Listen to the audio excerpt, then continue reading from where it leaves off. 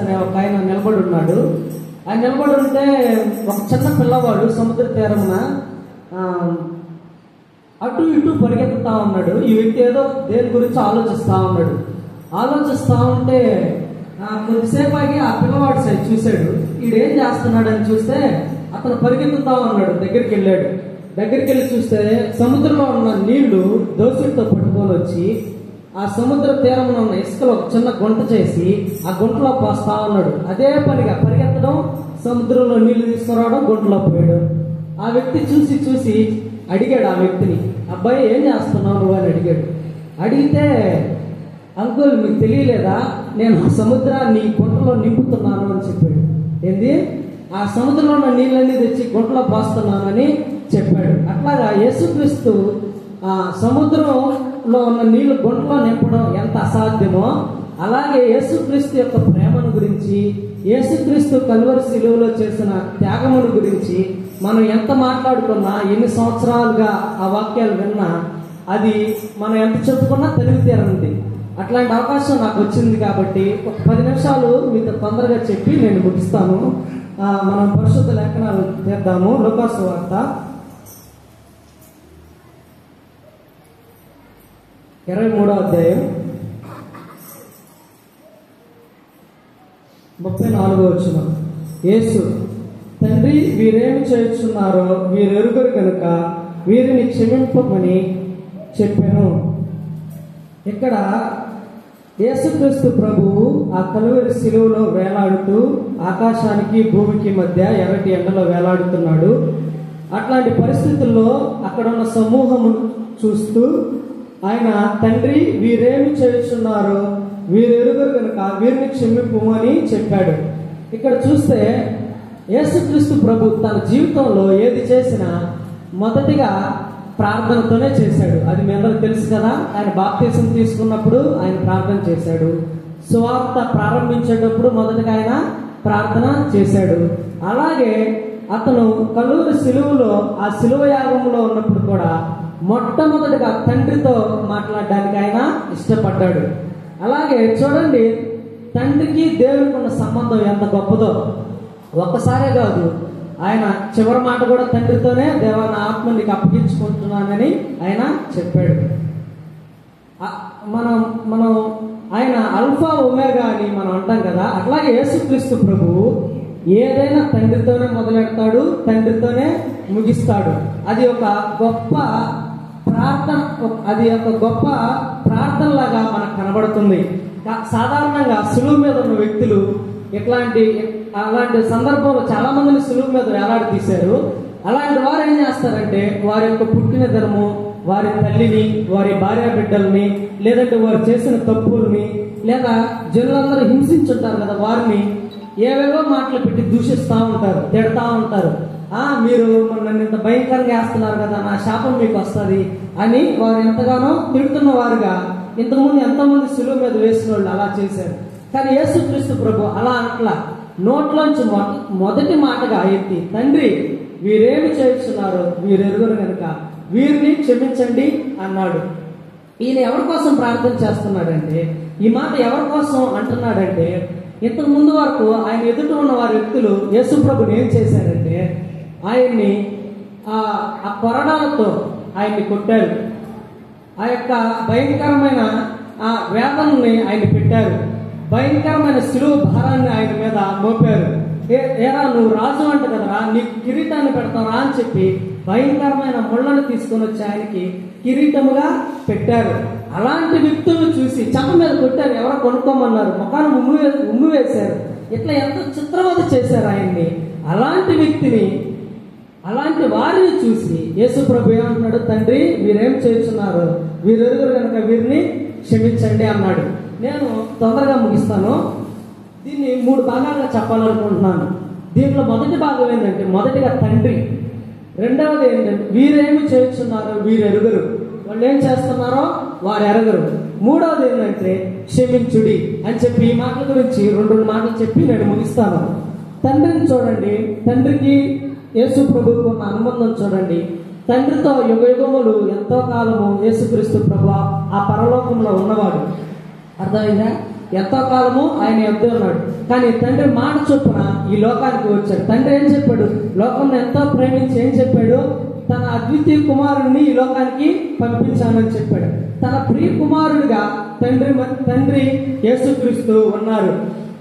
వాళ్ళు ఎంతో అన్యోన్యంగా ఉన్నారు, ఎంతో సహవాసంలో ఉన్నారు. వాళ్ళు ఎంతగానో కలిసి పనిచేసినట్లుగా, పరిశుద్ధాత్మతో కలిసి పనిచేసినట్లుగా ఉంది.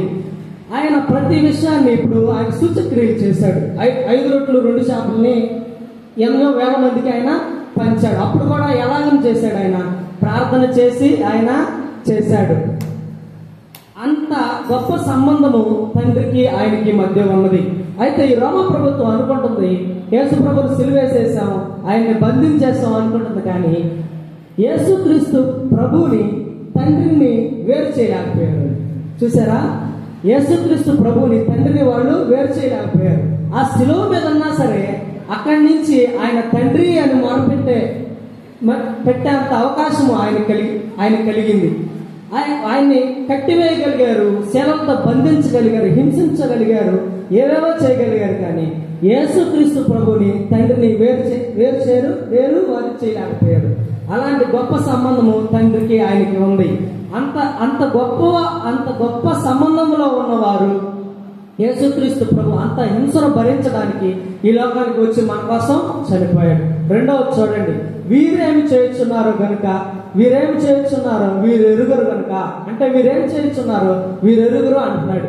యేసుక్రీస్తు ప్రభువుని సిలువ వేయడం ఆనాటి ప్రజలకు తెలియదా?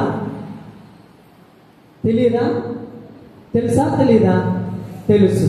యేసుక్రీస్తు ప్రభువుని ఆయన అన్యాయంగా సిలువ వేస్తున్నామని ఆయన వారికి తెలియదా? తెలుసు. ఆయన సూచక్రియలు చేసిన వారు చూసారా లేదా? చేశారు. ఆయన ఆహారం పంచినప్పుడు వారి యొక్క ఆహారం వారు తిన్నారా లేదా? తిన్నారు. యేసుక్రీస్తు ప్రభువు అక్కడ ఆ యొక్క పిలాతు నదులు తీసుకోబడినప్పుడు ఆ తిన్న ప్రజలు, ఆ స్వస్థత నొందిన ప్రజలు, ఆయన చేత మేలులు పొందిన ప్రజలు ఏమంటున్నారు? యేసుని సిలువ వేయండి అంటున్నారు. ఏమంటున్నారు? బరబ్బాను విడిపించండి, యేసుని సిలువ వేయండి అంటున్నాడు. చూడండి ఎంత భయంకరంగా ఆనాడు యేసు ప్రభు మీద వారికి కక్ష కట్టినట్టుగా చూస్తున్నారు. వారికి ఏం తెలుసు? ఒక అన్యాయస్తుడైన ఒక మనుష్యుని మనము సిలువ వేస్తున్నామని వారికి తెలుసు. అతడు ఏ పాపము చేయలేదని వారికి తెలుసు. ఇంకొకటి, ఒక వ్యక్తిని మేము అపహాస్యము చేస్తున్నామని వారికి తెలుసు. ఒక వ్యక్తి యొక్క రక్తమును నేలను చిందిస్తున్నామని వారికి తెలుసు. అలాగే ఆయన నోట నుంచి ఎలాంటి పలకకూడని మాట ఆయన పలకలేదు. అతను నీతిమంతుడని కూడా వారికి తెలుసు. అయినా సరే ఆ యొక్క నీతిమంతుడిని అలాంటి నీతిమంతుడిని వారు సిలువ వేయడానికి ఇష్టపడ్డారు. వాళ్ళకి ఇవన్నీ తెలుసు, అయినా సరే ఆ నీతిమంతుడిని వారు సిలువ వేశారు. అయితే వాళ్ళకి ఏం తెలియదు చెప్పండి మీరు? వాళ్ళకి ఏమీ తెలియదు ఆయన గురించి. ఆయన దేవుని కుమారుడని వారికి తెలియదు. అందును బట్టే వారు ఆ యొక్క నీతిమంతుడైన యేసుక్రీస్తు ప్రభువుని వారు ఆ సిలువకి అప్పగించారు. ఆయన సర్వలోక పాపము యొక్క బలిగా ఆయన ఈ లోకానికి వచ్చాడని వారికి తెలియదు. ఇంకోటి, ఆయన మరణాన్ని జయిస్తాడని కూడా వారికి తెలియదు. అర్థమైందా మీకు? అందరూ మనుషుల్లాగా సిలువ వేసి చంపేస్తాము, అయిపోతుంది అనే ఆలోచనలోనే వారు ఉన్నారు. కానీ ఆయన మరణాన్ని జయించి లేస్తాడని కూడా వారికి తెలియదు. ఇంకా వాళ్ళ దగ్గర చాలా గ్రంథాలు ఉన్నాయి. ఏంది అప్పటికి మోషే ఎవరు, ప్రవక్తలు ఎవరు, అవన్నీ వారికి తెలుసు. ఎన్నో ప్రవచనాలు అప్పటికే రాయబడి ఉన్నాయి. ఆ ప్రవచనాలన్నింటినీ మా అంతటి మేమే నెరవేరుస్తున్నాం అని కూడా వారికి తెలియదు. ఏంది మీకు అర్థమవుతుందా?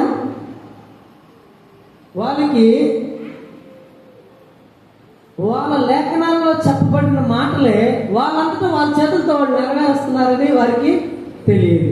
యేసుక్రీస్తు ప్రభువుని చంపేస్తే అయిపోద్ది అనుకున్నారు, కానీ ఆయన తిరిగి లేస్తాడని కూడా వారికి తెలియదు. అలాంటి పరిస్థితుల్లో వాళ్ళు ఉన్నారు. అట్లాగా చూడండి, అలాంటి వారి కోసం ఆయన ప్రార్థన చేశారు. చూడండి ఎంత గొప్ప ప్రేమ కదా, అవునా కాదా? ఎంతో గొప్ప ప్రేమ అది. ఈ లోకంలో చిన్న అపకారం చేస్తేనే మనం ఏం చేస్తాము? ఈయన నాకు అపకారం చేశాడు కదా, నా టైం వస్తుంది, నేను చూపిస్తాను అంటాడు. కదా, లేదంటే బంధువులు ఉంటే వాళ్ళని తీసుకోపోయి మనము చేస్తాం. చూడండి మీరు, ఆయన్ని హింసించే వారి కోసం ఆయన ప్రార్థన చేశాడు. ఏం చేశాడు? ఆయన్ని హింసించే వారి కోసం, ఆయన్ని కొట్టే వారి కోసం, ఆయన ముఖాన ఉమ్మి వేసిన వారి కోసం, ఆయన చేతరించుకున్న వారి కోసం ఆయన ప్రార్థన చేశాడు. ఏం ప్రార్థన చేశాడు? వీళ్ళేం చేస్తున్నారు వీరికి తెలియదు అన్నాడు. ఏమన్నాడు?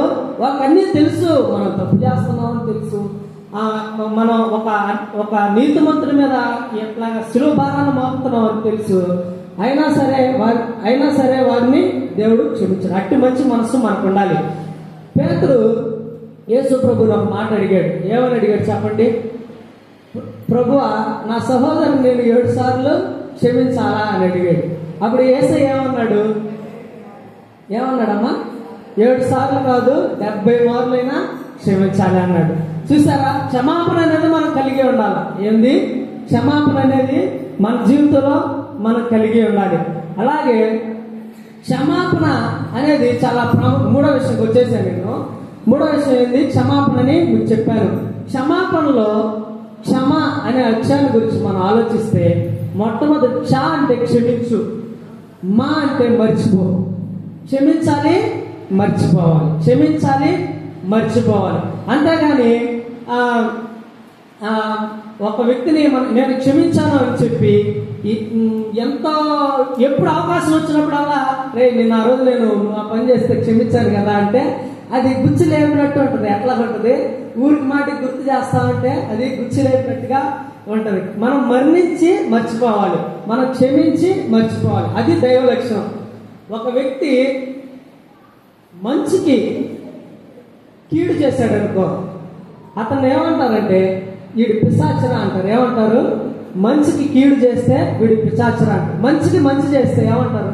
మానవత్వం. మనం మంచి చేసే వాళ్ళకి మనం మంచి చేస్తాం, దాన్ని మానవత్వం అంటాం. మంచి చేసిన వాడికి కూడా కీడు చేస్తే పిశాచతత్వం అంటారు. అట్లా కాకుండా కీడు చేసిన వాడు కూడా మంచి చేయగలిగేది దైవ లక్షణం. ఏంది?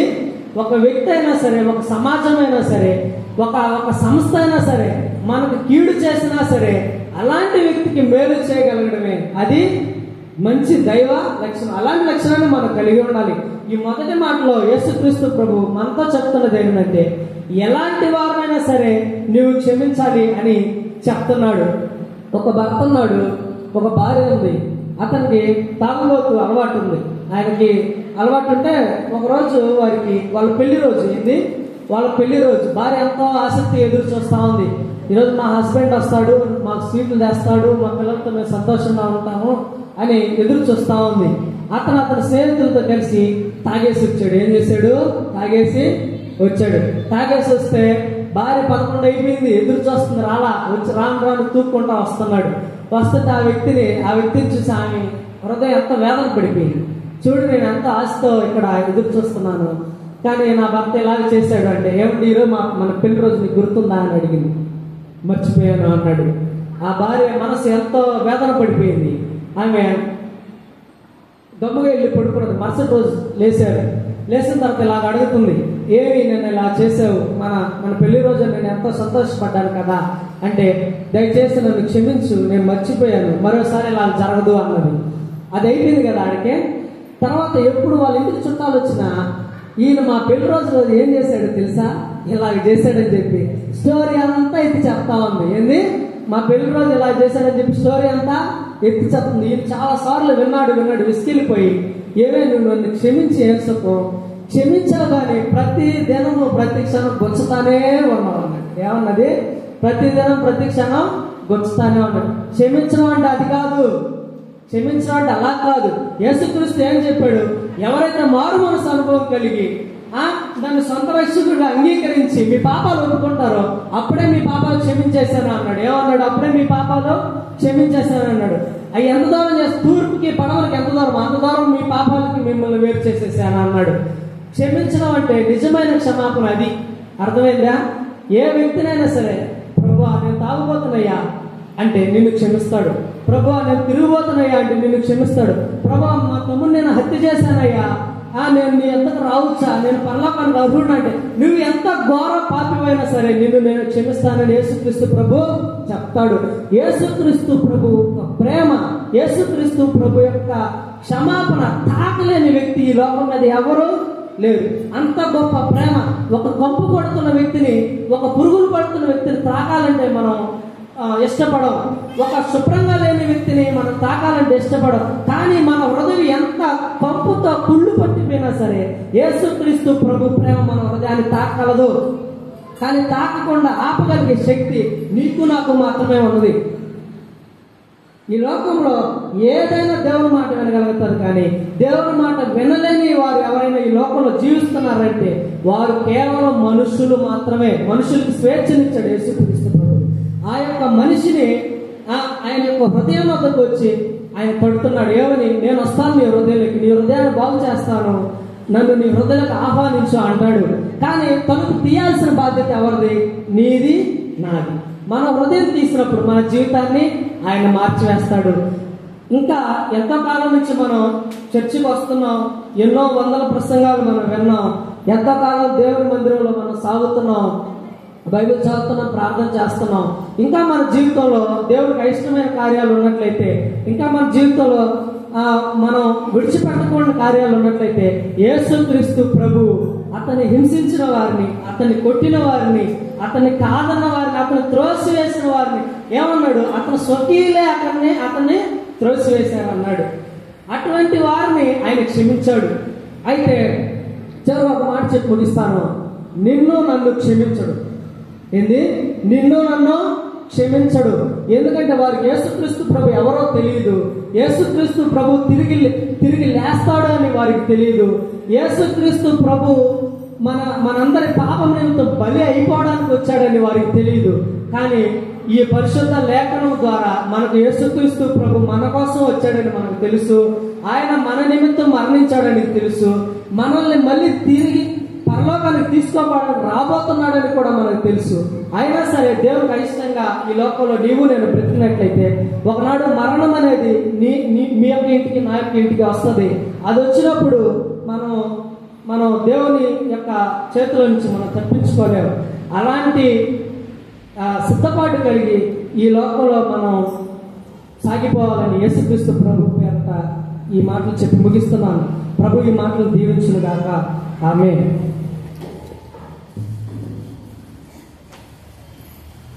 మంచిది పిల్లరా, క్షమాపణ గురించి విషయాలు మొదటి మాట మీద చాలా మంచి మాటలు అరవింద్ అందించాడు. అరవింద్కి మనందరి తరఫున ప్రత్యేకమైన వందనాలు తెలియపరుస్తున్నాం. దేవునికి స్తోత్రం. మళ్ళా వాటిని వివరించడానికి సమయం ఉండదు. ఒక వచనం పడుకుని తర్వాత రెండవ మాట గురించి చెప్తాము. ఇలాగ మన పేరు విశేషాలు మనందరికీ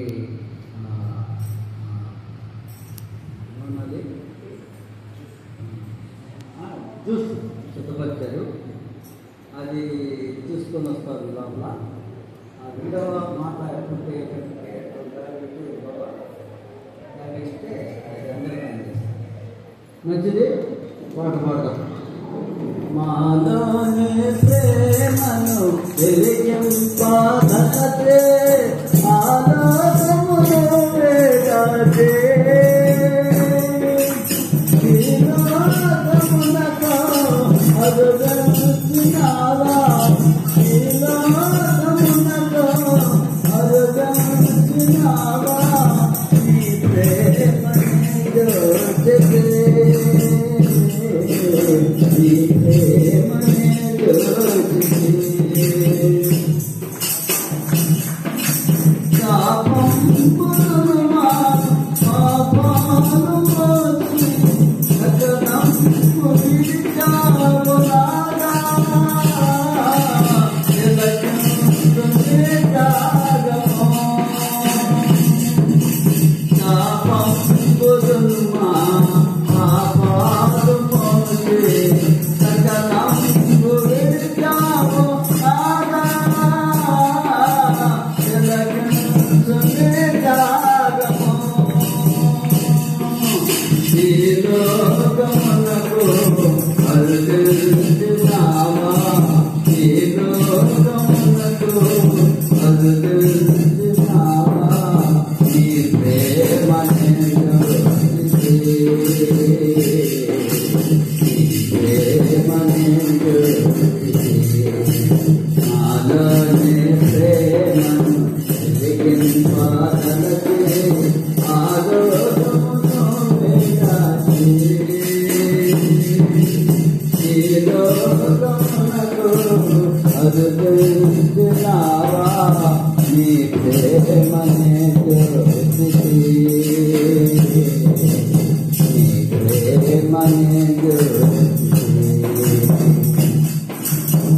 రెండో మాట మన ప్రియుల మధ్యలో బాబురావు ఉన్నాడు.